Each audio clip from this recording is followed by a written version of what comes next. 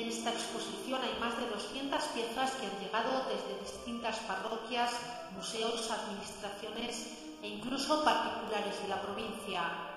Así se nos muestra, por ejemplo, en este cuadro la legendaria aparición de la Virgen en Palencia y su traslado a Zamora.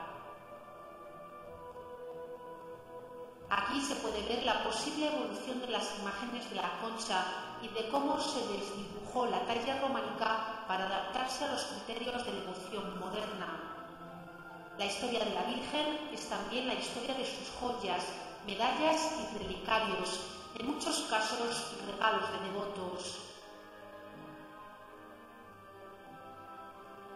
También es la historia de su ajuar, unas ropas que han evolucionado con la moda y los tiempos, como estos vestidos del siglo XVIII.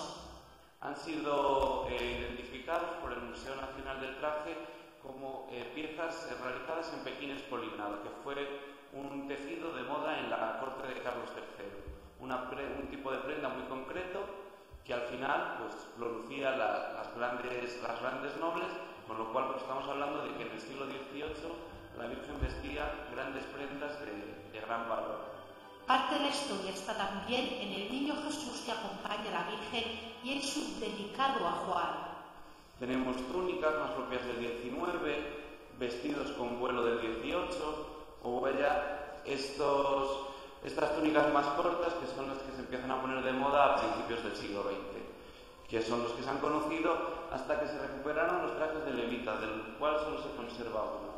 Es decir, el ajuar antiguo del niño, la mayor parte son vestidos de vuelo, que en los últimos años se haya recuperado ese traje de levita. En él destacan sus zapatitos de tela o esparto, aunque los que luce hoy son de plata. Se sabe que el niño en el siglo XIX ya tenía juguetes como una guitarra de ese mismo metal. La exposición se extiende por muchos más detalles de la cofradía, sus procesiones y de la ciudad.